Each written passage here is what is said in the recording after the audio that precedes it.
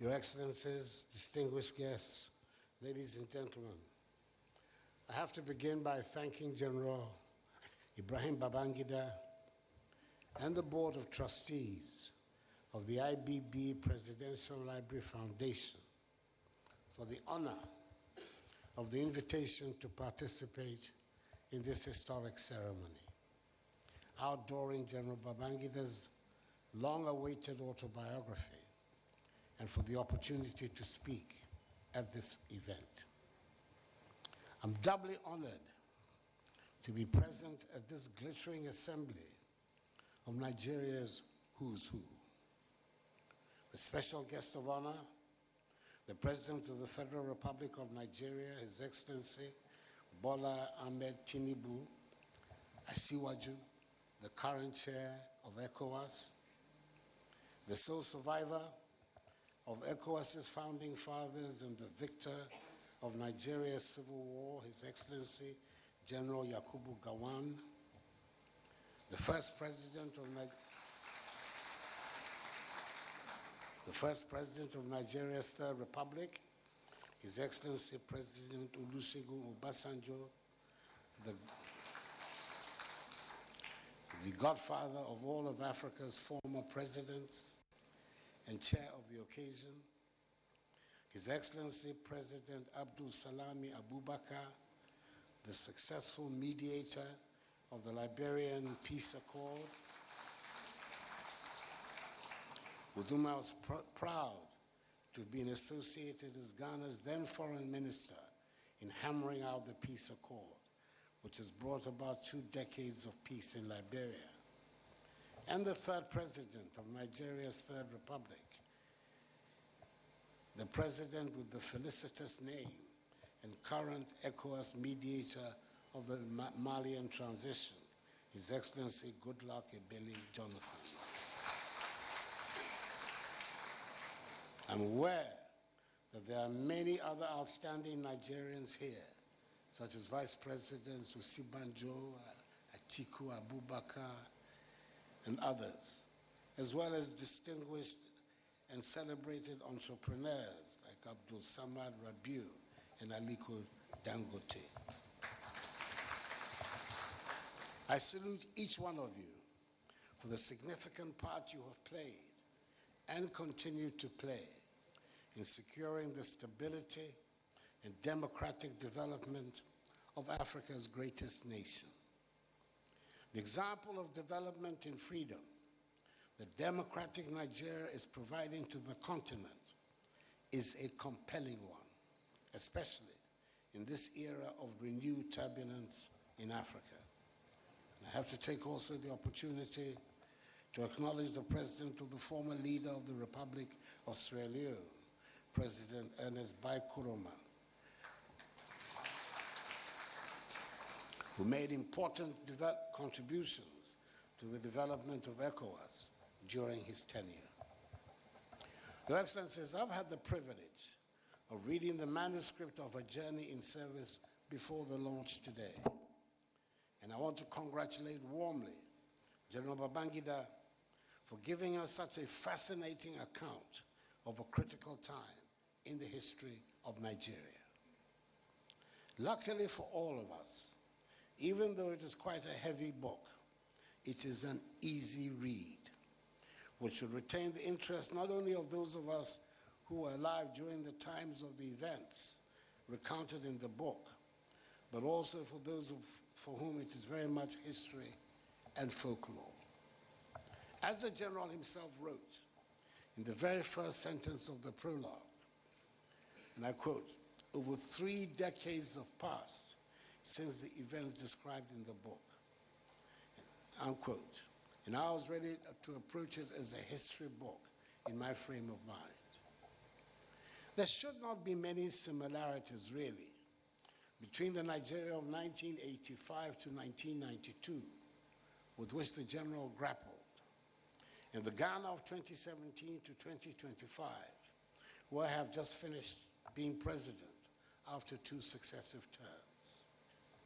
And even though 3 decades separate the 2 situations, it was interesting for me How often, as I read the book, I came close to telling myself, plus ça change, plus ça reste la même chose. I lived through the years of regular coups d'etats and military rule around Africa, especially in our West African region. That did not make it any easier reading. The first-hand account of the man reputed to have been, and who admits to have been part of all previous government changes, and how he dealt with many coups d'etats that he faced while in charge. It is therefore reassuring that General Babangida can be so unambiguous in his support for democracy. He, after all, more than anyone, is best placed to pronounce on what some claim to be the advantages of military government, especially for developing nations in a hurry like us. He certainly demonstrates in his book that a military government indeed spends even more energy and resources on security considerations than an elected democratic one. Up till a few years ago, I would have said without any hesitation that after years of argument and experimentation, we have come to a consensus that multi-party democracy would be the most suitable form of governance structure for our continent, including West Africa. The regional grouping ECOWAS certainly thought that this consensus was accepted throughout its member states. And indeed, sanctions were spelled out for those countries that would succumb to military coups d'etats. I doubt that any of us was under any illusion that what we had all signed up to would be easy. But I was certain that all of us were ready to try to make it work. I feel a deep sense of disappointment. The military coups d'etats have come back in fashion in our region and are seen as the answer to the instability being spread from the Sahel by jihadist activity, and by some as the answer to difficult economic conditions or unpopular government policies. It would appear that we have our work cut out for us all over again to try to build and consolidate the democratic structures in our countries, to gain the confidence of our populations, especially to show that the road to prosperity would be faster and longer lasting when we are democratic. I'm not sure that back in 1985, when General Babangida became the leader of Nigeria, he and his colleagues had thought it out so clearly for themselves. But it would seem that somewhere along the line, or by the time it was over, as stated in the book, they had plans for a very brave new Nigeria. Permit me to quote him here, and forgive me for it is quite an extensive quote. There exists a world of difference between engineering a nation and ruling it. I never wished to rule Nigeria, and I never did it. My goal was to engineer it. The ultimate aim of engineering in the manner that we have attempted was precise. It was to chart a new course for a nation towards a new environment, consciously and carefully designed in anticipation of a future that can be understood, mastered, and managed. Engineering a nation is in reality in inventing the future. Everything has to be harnessed and focused. Human resources, material resources, and moral resources all must be brought into play. Over and above all, the nation's psychology must be redirected and refocused. That was the dream. The reality was a daily grind of trying to keep a country united and together, fighting off attempts at coups d'etats and violent disagreements about the terms of economic policies. If anyone needed reminding, this was the time that the International Monetary Fund got its reputation or maybe we should say notoriety, for the terms that came with giving assistance to a country. This book reminds us that if a civilian constitutional government feels under constant threat of destabilization and having to spend far too much time and resources on security, a military government was under even more threat of insecurity. If the predictable problems of how to lift the bulk of the people from poverty and keep food prices down are overwhelming, they turn out to be far more tolerable when compared with the unpredictable things that hit a government in our part of the world. It is a difficult and exhausting process to come up with a plausible and workable foreign policy for an African country today. It was a bigger nightmare at the time described in A Journey in Service. Let us take our minds back, if we may, to the world in which General Ibrahim Babangida came to the leadership of Nigeria in the era of the two power blocs that operated and tried to dominate the world. In our part of the world, the Eastern Bloc, led by the Soviet Union and its ideological adherents, appropriated, quote, the progressive, unquote, tag, and tried to win hearts and minds and convince governments and populations that the nation stood a better chance of rapid development by following the socialist path. Then there was the capitalist Western Bloc, led by America and its ideological advocates. They looked and felt more prosperous, and even though they carried the baggage of former colonial masters, they were more easily attractive to many segments of the population because people felt more comfortable as they were a known entity. The Eastern Bloc remained a largely unknown entity, where experts specialized in advising governments in Africa and other parts of the world how to interpret the distance between the ministers lined up on the days at an event in Moscow Square. A speech by a Nigerian leader on any subject will be carefully examined to make sure that there's nothing in it that might give the impression the country was leaning more to Washington. The only certainty for self-respecting and self-confident African country was to take a strong anti-apartheid stance, which Nigeria had been doing since Murtala Mohammed's time in the mid-1970s, making a mark in the struggle towards the independence of the Portuguese colonies and Rhodesia. Today, it sounds almost romantic to hear people talking about the fall of the Berlin Wall and the collapse of the Soviet Empire. But if you were running a developing country at the time and suddenly had to maneuver through a world changing by the minute and sweeping all certainties away, you would not see the romance in the events, at least not at the time, when all our technocrats and advisors had suddenly had to find their way through the new realities that were emergent. Ladies and gentlemen, I was not president during those tumultuous times, but let me give you a recent example of the unpredictable turning of the fortunes of a government around completely. At the beginning of every year, the President of the Republic of Ghana, like many of his peers in other parts of the world, is obliged to present a statement to Parliament detailing the state of the nation.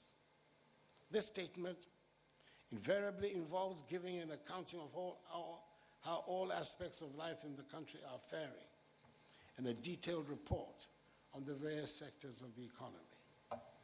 I'm taking us back to the beginning of the year 2020, which was the last year of my first term in office. When I got the first draft of the speech to be delivered to Parliament, the working title my staff came up with was A Nation in Rude Health. Let me assure you that these were not people who dealt in trivialities. They were not boasting. They were not tempting fate. A Nation in Rude Health was a fair assessment of what things look like in Ghana and the state of affairs at the beginning of the year 2020. All our economic indicators were pointing in the right direction. The Ghanaian people were full of optimism and had largely taken on board my Ghana Beyond Aid policy. It was a confident and good-humored president that delivered this message on the state of the nation that February day in Parliament. Within a matter of weeks from when this speech was delivered, a new word, COVID-19, entered our vocabulary, and the world was brought to a thundering halt by a virus. I do not think I need to go into the details of the daily updates of the casualties around the world and the projections about how the streets of African cities will be littered with dead bodies.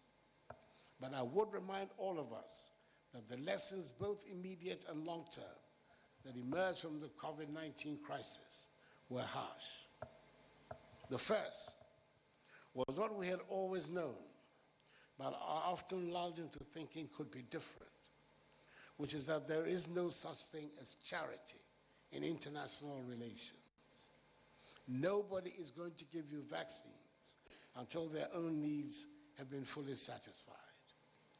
African countries therefore need to cooperate with each other and not count on aid from the international community. That is why Senegal,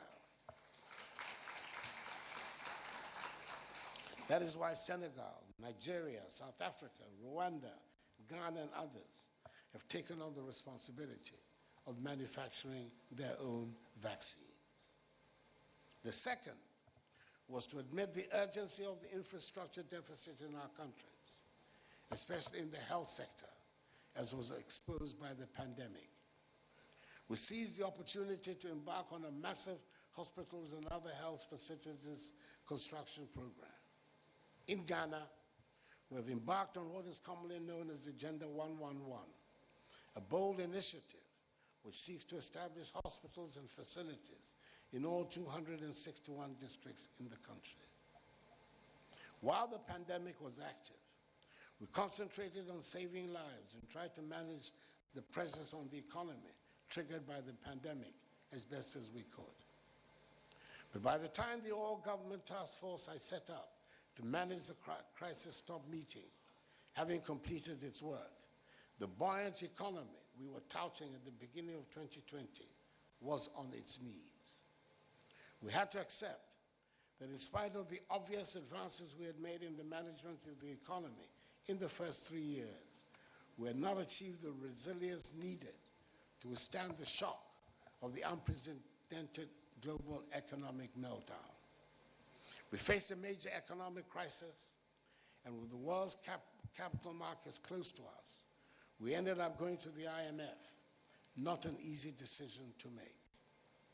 The economic difficulties brought people onto the streets, and I will say that even though the demonstrations were not exactly on the scale of the SAP riots that are recalled and described in the book, they were serious enough to feed into the growing disaffection against the government.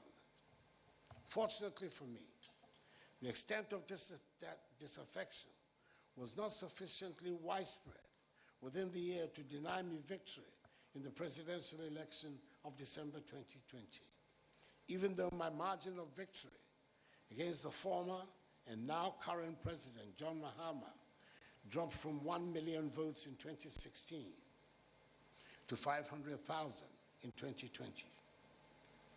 This leads me to the general question of how we deal with disaffection against government without infringing on the rights to freedoms.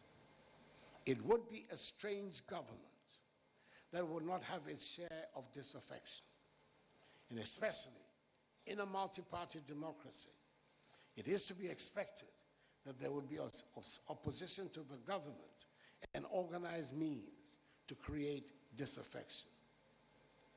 In our current state of development, there are difficult decisions that need to be made to enable us make the economic transformation that we require. Almost 40 years ago, General Babangida was grappling with such problems, and today, Nigerian and Ghanaian leaders face the same problems. Nobody seems to have come up with a mechanism for making such difficult decisions and not upsetting the people whose support is required to be able to make critical changes. I do believe most sincerely, though, that the mechanism should err on the side of greater, not lesser freedom. Because like Thomas Jefferson and J.B. Danquah, the founder of Ghana's liberal democratic tradition, I hold that enlarging the liberty of the individual within the rule of law has to be the true goal of public policy. Considering the breadth of the subjects and period of time covered in this book, I have no doubt that all of us who read it would have our favorite moments and maybe our disappointments or unanswered questions. I would gladly state that I am as confused about what is euphemistically called the June 12th saga today as I was 33 years ago. I'm in awe of the unarmed young Colonel Babangida as he walks up to the coup maker, Lieutenant Colonel Dimka, at Radio House in Ikoyi to talk him out of his doomed venture. I pointed out at the beginning of my speech that the general himself had said that it had taken more than 3 decades for him finally to bring out this book of his memoirs. According to an interview he granted Tell magazine back in 1995, which is reproduced as Appendix 2, the general told the magazine he was, quote, already working on the memoirs. I am not trying to build up defenses for whenever my memoirs would emerge. At almost 81 years, I obviously do not have 30 years to weigh up how I tell my story before I publish my memoirs. My story would obviously not have heart-stopping narratives of coming under enemy fire and being evacuated with shrapnel somewhere in my body. But my first term as president did coincide with the first certain President Trump's first term. Now that he's back in the White House and engineering another new world, maybe I'd have a bigger impetus to bring out my book quickly before the world is completely redrawn.